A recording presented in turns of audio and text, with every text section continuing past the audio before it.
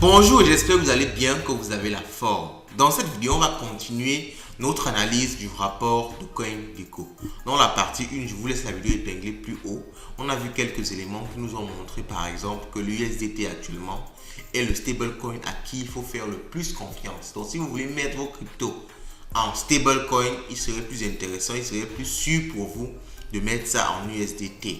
On a ressorti quelques autres métriques qui ont montré par exemple que le Bitcoin a performé plus que le top 30 de l'ensemble des altcoins. Donc ça veut dire qu'il est plus intéressant même de mettre son argent du Bitcoin actuellement que de mettre son argent dans les crypto-monnaies qui montent mais qui descendent juste après par la suite. Donc ça c'est quelques métriques comme ça qui nous ont montré quelques indications à prendre concernant les crypto-monnaies. Donc on va continuer cette analyse là. Je vous assure, si vous arrivez à ressortir les éléments importants de cette analyse-ci, vous serez à même de mieux investir dans les crypto-monnaies et de vous générer effectivement de l'argent. Parce que si vous ne connaissez pas la chaîne, ici vous êtes sur Light Finance. On parle de crypto-monnaie, on parle d'entrepreneuriat, on parle de mindset, de bourse. Globalement, de tout ce qui peut vous rapporter de l'argent. Si cette thématique vous intéresse, laissez un like, laissez un commentaire. Déjà, laissez un like maintenant. Mettez pause, laissez un like.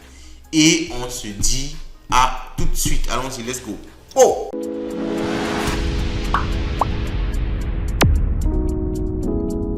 2003 Q2 Total Crypto Market Cap and Bitcoin and SP500.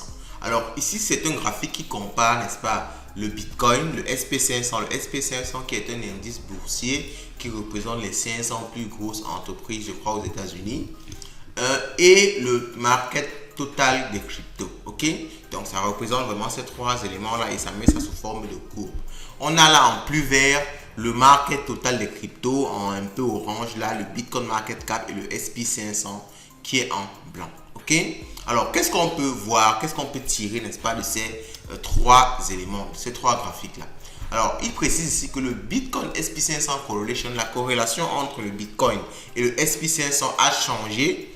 Donc c'était positif, ok, donc il y avait une corrélation forte en 2023 au niveau du premier trimestre. Comme on peut le voir ici, vous avez de janvier à avril comme ça, vous avez vu que c'est vraiment, les courbes sont presque identiques, ok, et ça a changé un peu, ok, la corrélation n'est plus très forte parce que voici le SP500, voici le Bitcoin, voici le market cap total. Vous voyez que ça ne va vraiment plus dans le même sens. Pendant que le SP500 monte, les cryptos descendent. Pendant que les cryptos descendent, le SP500 monte. On va me dire que la corrélation s'est presque inversée.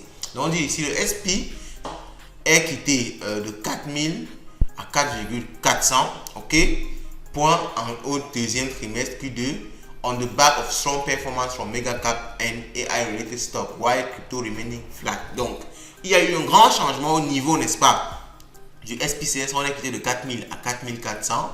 Pourtant au niveau du Bitcoin par exemple, on est relativement resté stable. Donc ça veut dire la corrélation a un peu changé et on le dit même ici que correlation between the total market crypto cap and the SP500 was moderately negative. Donc il n'y avait presque pas de corrélation, ou il y avait une corrélation presque inverse entre le SP500 et le market cap total des cryptos. Donc ça veut dire que, alors les éléments qu'on ressort, parce que vous savez nous on est là ici pour ressortir des éléments. Alors on prend encore quelques données qu'ils ont précisées ici. Correlation between total crypto market cap and Bitcoin in Q2 2003 was lower than usual. Ok, donc il y avait aussi une différence entre la corrélation. Si vous voyez ici, au début c'est presque pareil entre le market cap des cryptos et le Bitcoin market cap, mais on dit ok, au deuxième trimestre il y avait moins de corrélation parce que vous pouvez voir ici le Bitcoin est resté plutôt stable pendant que l'entièreté du marché a bougé. Ok, donc as a result of Bitcoin holding is value better than overall crypto market. Donc ça prouve que quoi? Ça prouve que les gens prennent plutôt, accumulent du Bitcoin, tout simplement. Parce que vous voyez, quand on est dans une phase comme ça, on ne monte pas trop, on ne descend pas trop. Ça veut dire que les gens sont en train d'acheter. Donc les achats et ventes sont plutôt constants. Ça veut dire, en général, ça prouve qu'il y a une accumulation sur le marché. Et vous voyez, quand le marché des cryptos total varie comme ça et pourtant le Bitcoin reste stable, ça veut dire que les gens trade plus. Les gens spéculent plus sur d'autres cryptos et le Bitcoin sert plutôt de valeur refuge parce que là-bas on accumule, on ne fait pas trop du trading. Donc ce sont les éléments que cette partie-ci nous fait ressortir. Alors il conclut ici en disant meanwhile similar to SP500, Bitcoin market cap climbed by 7.3%, but had a Q2 annual variety of 40.6%. Alors, malgré tout ça, il faut comprendre, il faut reconnaître ce qu'ils disent ici, que le marché du Bitcoin est monté de 7.3, pour le SP500 c'est monté de 7.9. Donc, on avait dit, si vous avez investi dans le SP500, vous serez quand même plus rentable que si vous avez investi dans le Bitcoin à partir de ce début de l'année. Je précise toujours que c'est sur un intervalle de temps. Ce n'est pas n'importe quand. C'est à partir du début de cette année. Donc, vous serez plus intéressant d'avoir investi dans le SP500. Et ça nous ressort toujours, comme je vous ai dit, on est là pour ressortir des métriques. Ça nous prouve que si vous êtes un investisseur froid, parce qu'on n'est pas des investisseurs forcément qui sont passionnés par les crypto-monnaies, si vous êtes un investisseur froid, ce serait intéressant de vous intéresser au SP500 parce que ça montre qu'il monte, il fait des pourcentages. C'est le top 500 des entreprises les plus cotées, les plus rentables entre guillemets. Donc il peut être intéressant d'investir un peu dans du SP500. Et dis-moi si ça vous intéresse, on pourra faire une vidéo sur comment est-ce qu'on investit un peu d'argent dans le SP500, histoire aussi de nous diversifier. On continue ici avec le timeline, donc la liste temporelle de tous les événements marquants, n'est-ce pas, du deuxième trimestre. Alors ici, on commence le 3 avril par le lancement de la version 3 de PancakeSwap. PancakeSwap qui est un exchange décentralisé. Ils ont lancé la version 3 avec pas mal de services. Il y a Twitter qui change son logo avec le logo de Dogecoin et ça a causé un pump incroyable, n'est-ce pas, sur Doge. Et beaucoup de personnes ont même porté plainte à Elon Musk suite à ça parce qu'on dit qu'en quelque sorte, il manipule le marché. Alors, OpenSea a lancé OpenSea Pro. Donc, OpenSea Pro, c'est une version améliorée, un peu plus professionnelle de la plateforme OpenSea. OpenSea qui est une plateforme de vente de NFT. C'est vraiment pour ça que j'adore ces rapports. Ça nous donne vraiment un tas de connaissances, un tas d'informations qui sont vraiment utiles. Donc, OpenSea Pro, ça vient avec beaucoup d'autres fonctionnalités que OpenSea n'avait pas auparavant, notamment la possibilité de changer les NFT P2P. Donc, quelqu'un a un NFT, vous avez un autre NFT, vous pouvez vous échanger vos NFT directement sans forcément acheter, revendre ou ce genre de choses. Ok? Donc, Euler Hackers Returned Funds. Alors, Euler Hackers, ce sont les hackers qui avaient piraté le protocole Euler. Ils ont retourné l'argent qu'ils avaient piraté. Ethereum Shanghai, donc il y a eu la mise à jour Shanghai sur Ethereum qui a été effectuée le 12 avril.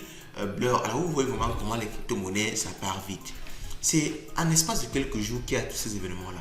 Vous voyez, du 3 au 4, il y a beaucoup d'événements. Du 4 au 12, il y a beaucoup d'événements. C'est pour ça qu'on dit avec les crypto-monnaies, les gars, vous devez vraiment être informés. C'est pour ça que je vous demande de nous suivre. C'est pour ça que je vous demande de nous suivre. C'est pas juste parce que je veux que vous gonflez notre audience. Non. Mais vous devez vous être informés. Même si ce n'est pas nous, suivez le maximum de personnes dans les crypto-monnaies. Parce que ça bouge rapidement. Et une information peut vous faire devenir multimillionnaire. Parce que vous pouvez juste avoir une information qu'il faut acheter une crypto-monnaie. Parce que Elon Musk va parler de ça. Et votre crypto-monnaie fait 1 fois 8000. Vous devenez tout simplement riche. Ok? Donc vraiment, il faut suivre attentivement tout ce qui est crypto-monnaie, tout ce qui est information autour de la crypto. Ça court vraiment vite. Donc, Blur's Lending Market Blend Launch.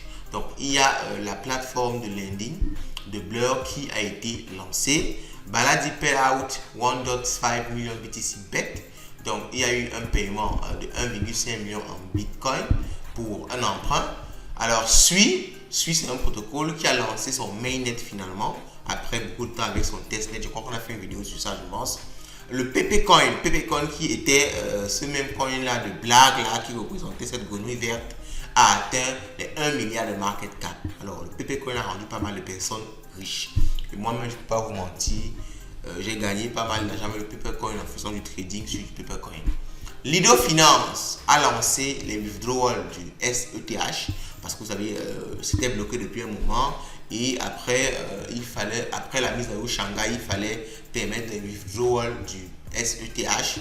Donc, ce qu'ils ont lancé. Reuters report Binance coming user funds in 2000 and 2001. Ok, 2020 autant pour moi et 2001. Donc, Reuters, c'est un magazine très connu autour de la crypto qui a reporté que Binance aurait mélangé les fonds des utilisateurs. Alors ça a causé un énorme problème à Binance et le BNB a chuté incroyablement par la suite. FinTouch, rug pull for 3 million. FinTouch a fait un scam de 32 millions de dollars. Alors, il faut faire très attention au scam, hein, parce que vous voyez un événement de cette ampleur-là qui apparaît dans une roadmap, en fait, dans un event timeline comme ceci. Ça veut dire que c'était vraiment une grosse structure, mais qui a quand même scammé. Multi-chain CEO went missing. Alors, le CEO de Multi-chain a disparu.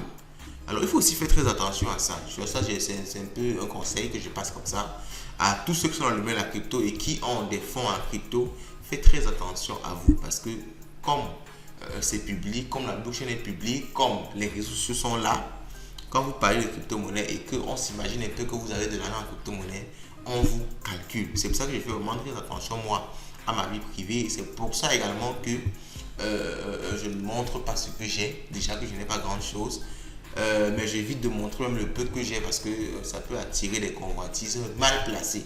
On va vous faire du mal pour rien même finalement. Ok, donc faites super attention. Coinbase Derivative Launch Institutional BTC Ethereum Future. Donc je crois que ça, on a parlé de ça énormément. Donc Coinbase veut lancer un ETF sur le Bitcoin et sur l'Ethereum. A lancé déjà un ETF sur le Bitcoin et l'Ethereum, mais futur. Maintenant, ils veulent lancer un ETF sur le Bitcoin et l'Ethereum, mais plutôt spot. Donc, ils ont lancé ce qui est futur, mais ils attendent l'approbation de la SEC pour lancer l'ETF sur Bitcoin et l'Ethereum spot. Atomic Wallet a été scammé de 35 millions. Atomic Wallet, qui est un wallet très célèbre pour garder vos crypto-monnaies, a été scammé de 35 millions. La SEC poursuit Binance et Coinbase pour trading de securities non autorisés. Uniswap, la version Uniswap V4 est annoncée. Donc, forcément, ils doivent suivre PancakeSwap. PancakeSwap a déjà fait la mise à jour V3. Eux, ils veulent passer carrément à la V4. BlackRock, The Goose ont lancé. Donc, BlackRock a lancé un ETF sur Bitcoin en spot. Vous voyez ce que je vous ai dit tout à l'heure. The Goose NFT sold for 11 million on Sotheby's. Donc, il y a la collection NFT de Goose. Un des NFT de la collection a été vendu à près de 11 millions de dollars. Les gars, cette folie sur les NFT là, moi je ne comprends vraiment pas. Quelqu'un achète une image à près de 11 millions de dollars. Alors, c'est vrai que beaucoup de NFT ont certains éléments derrière, donc par exemple des avantages, des bénéfices, mais particulièrement pour The Goose, si je n'en connais pas, et je me demande même quels bénéfices peuvent aller jusqu'à 11 millions de dollars. Bon, en tout cas, chacun a son investissement. Déjà que vous allez voir, comme vous allez entendre demain, qu'il a revendu à 20 millions de dollars. Donc, chacun sait souvent ce qu'il fait. Alors, Zach XBT, c'est un Twitter, je sais pas comment on dit YouTuber pour YouTube. Sur Twitter, je sais pas comment on dit ça, on dit Twitter. En fait, c'est quelqu'un très connu de la crypto-monnaie sur Twitter surtout, qui a reçu près de 1 million de donations par rapport, n'est-ce pas, à... il y avait une plainte qu'on a portée contre lui par rapport à des allégations qu'il avait faites. Vous savez, ce Twitter-là, lui, il poste beaucoup en rapport avec les actes et des potentiels scams. Donc, il avait accusé quelqu'un de scam, la personne lui a porté plainte par la suite. Et par rapport à ça, beaucoup de personnes l'ont soutenu en lui faisant des dons pour qu'il puisse, n'est-ce pas, affronter cette personne-là sur les tribunaux. Donc, il y a EDS Market qui est lancé par Fidelity, qui ont lancé, n'est-ce pas, leur exchange institutionnel. Et cet exchange institutionnel se base sur le BCH, le Bitcoin Cash. J'ai fait une vidéo sur le sujet, vous pouvez retrouver ça sur la chaîne. Donc, ça sont les gros événements qui ont marqué le trimestre 2 n'est-ce pas, des crypto-monnaies. Donc, on continue. Alors, on va revenir maintenant sur quelques éléments parce qu'on a fait la liste globale. On va maintenant revenir sur ce que le lawsuit, donc la poursuite que la SEC a fait contre Binance et Coinbase. Donc, on dit ici par exemple, the SEC files lawsuit against Binance US et CZ, dont la SEC a lancé. Alors, je crois que j'ai même fait une vidéo sur le sujet, mais on va revenir quand même sur ça. A lancé une poursuite contre Binance US et son fondateur Changpeng Zhao. Alors, les éléments qu'on les reproche, c'est quoi?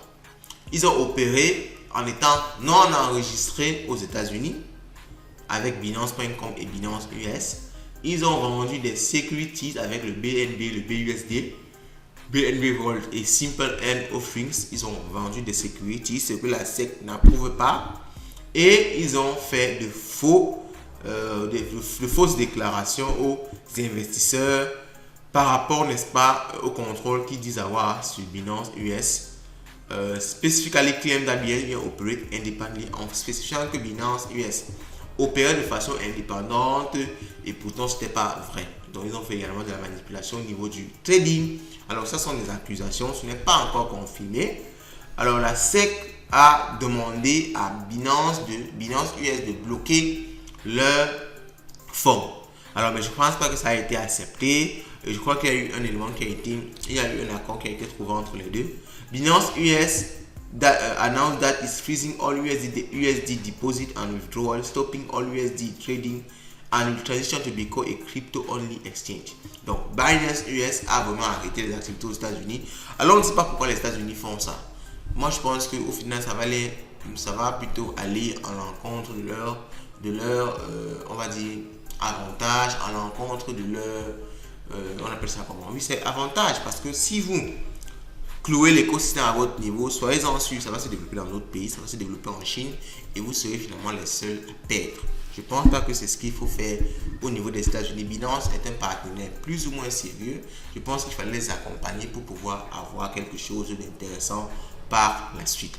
Alors, ça c'était les plaintes contre Binance. Il y a aussi eu des plaintes contre Coinbase. Donc, pareillement, opérer en tant que exchange non enregistré, faire du trading de security, ce qui n'est pas permis. Donc, et on dit que Coinbase a également lancé une plainte contre la SEC pour dire que la SEC est tout simplement en train de jouer parce qu'eux ils ne veulent pas définir des règles claires et lorsqu'on essaie de se battre, ils viennent nous bloquer. C'est comme si vous essayez de faire quelque chose, vous demandez la permission, votre père ne vous répond pas et quand vous faites, on vous punit. C'est quand même problématique. Donc, par rapport, n'est-ce pas, à cette attaque de la SEC là, face à Binance et à Coinbase, il y a beaucoup de cryptos qui ont été touchés, le sol ADA. Ces cryptos là ont perdu énormément de valeur parce que la SEC a qualifié ça de securities. Mais vous allez voir que par la suite, il y a une autre nouvelle qui a relancé le marché. On va voir ça dans la partie 3, n'est-ce pas, de cette analyse là. Sortez-moi déjà ce que vous pensez en commentaire de cette deuxième analyse aussi. Les éléments qui vous ont marqué, qu'est-ce que vous avez retenu et quelles sont les décisions que vous pouvez prendre, n'est-ce pas, concernant cela. Moi, je vous dis à très bientôt. Ciao, ciao.